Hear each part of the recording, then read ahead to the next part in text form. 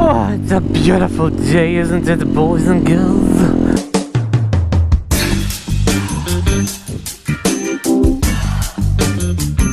Squirty! Definitely still in love with this little beauty.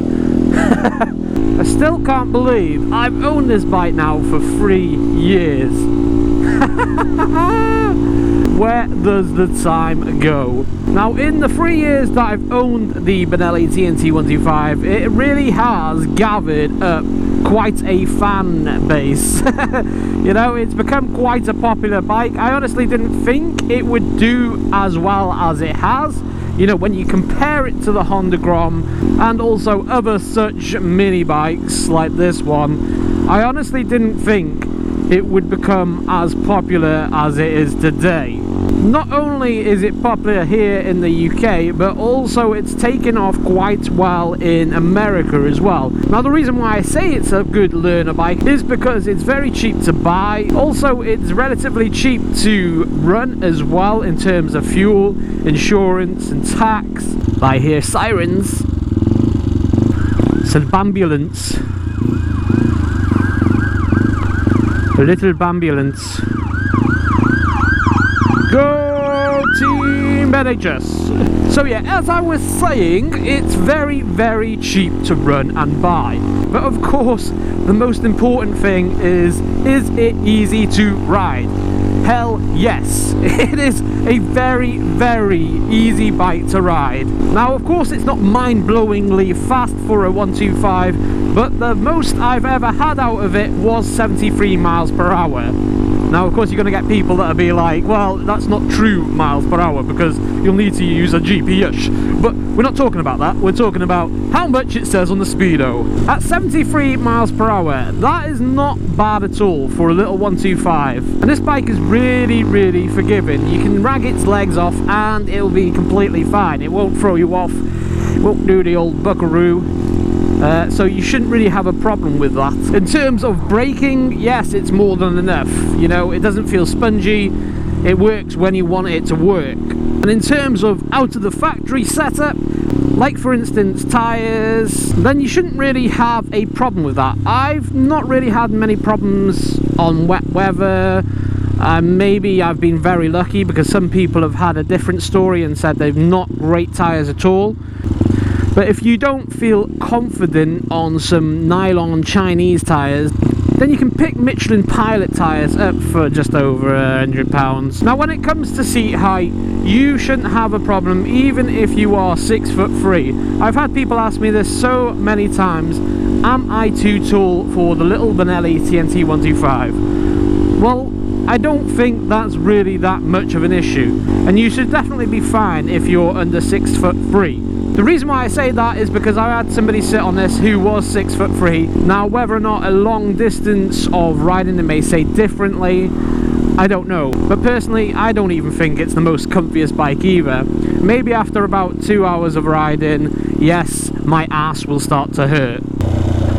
And then there's the other side of it of being a short rider. If you are a short rider, then this is definitely the bike for you. You know, you're not going to have a problem with putting your feet flat to the ground.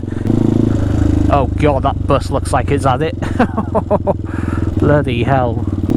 And if you're feeling a little bit more confident on it, then yes, you can do wheelies on this bike. Woohoo! And then there's the parts. If you do happen to come off because you're a learner, then the parts aren't that expensive to replace, like the plastics for instance. Now, if you were to buy like a Honda or something, then yes, your parts are going to be very expensive indeed.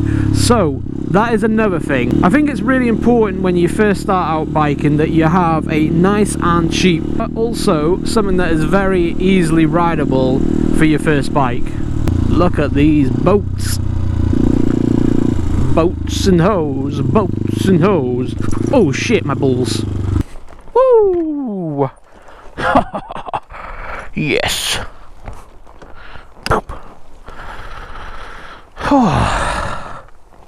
There she is, boys and girls. The beast. The beast herself. And then there's also if you want to get your kids into bikes.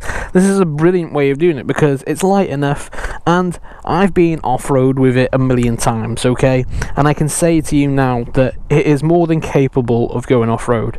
Even with road tyres and the suspension setup, it still has no problem whatsoever going off-road.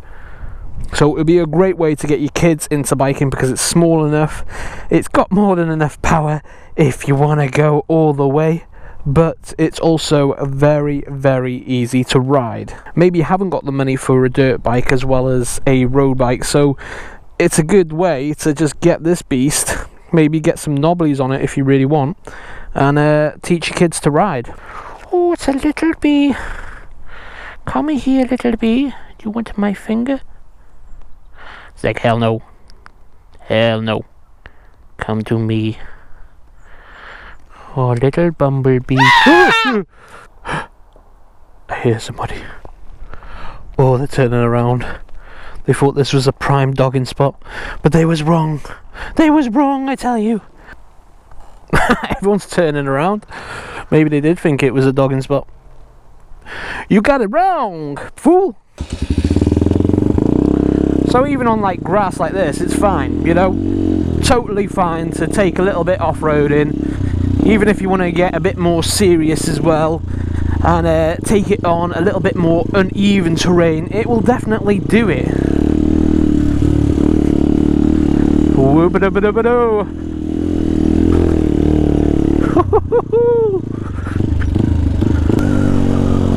See, very easily controllable. It doesn't veer off to the left or right. It's very well balanced. And the thing is as well, it's not just learners that want to own this bike. There's actually people who have had big bikes, like litre bikes, and they've stepped down to this little 125. And you can tell why they do that, because it's a very nimble bike. It's a great little around town bike, and even if you want to go a little bit further, it can hack it, because I have gone all the way around the Isle of Man on this and it was completely fine. It took it like a champ. Now what I'm planning on doing is actually taking this little TNT around Wales just before the winter sets in, because I've always wanted to do that and just do it over the space of 2 days, do a little bit of camping as well, you know, visit quite a few different towns and villages and all that good stuff. Oh, look at those little gnomes! Also, if you are thinking of buying this bike and you have a few questions you want to ask, then just ask them down below, because either I or even somebody that I know who owns a TNT will be able to give you the answer. The great thing about this bike than when it first came out now is that there's a lot more parts for it, and also a lot more mods that you can do with it as well. Whereas when I first got this bike, there was absolutely nothing. You couldn't even get the original parts for it. But all I can say is that this bike is fantastic, okay? Yes, it has a few little niggly problems here and there, but it's not the end of the world. It still runs, and it's still pushing forward after everything that I've thrown at it, which is credit really to the quality of this bike. And there's plenty of videos you can see on my channel that have shown what this bike is capable of and what it's gone through. Also, I thought I'd tell you this now because I'm actually getting an exhaust soon, and this is by a company that goes by the name of Black Widow. They have very, very kindly sent me out a full exhaust system with silencer. Now, I was previously looking at getting a new one because, well, I just don't like the way that it looks at the front. Now, there isn't anything wrong with the Works exhaust, but I just don't like the way it looks, where it's just half done and it's just a decap pipe basically. I guess for what you're paying for that Works decap pipe, it is quite a lot of money, because when I bought it, it was £94, whereas a Black Widow full pipe without silencer is just over £100. It makes sense, and it's just a shame that Black Widow have only just done this for the TNT now. I definitely would have gone to them first of all, just because it's the full set and it's only like 20-30 quid more. So I'm really excited to get that put on my bike and show you guys, and show you the difference as well. And what I'm going to do with that, I'm going to use the silencer as well as showing you what it sounds like with just the TNT stock silencer. And then you can see for yourselves if it's just worth getting the pipe or the full exhaust system. But I can't wait to see the quality of the Black Widow exhaust system. By what I can see on the pictures, it looks fantastic, you know, and I've also done a fantastic little mock-up of how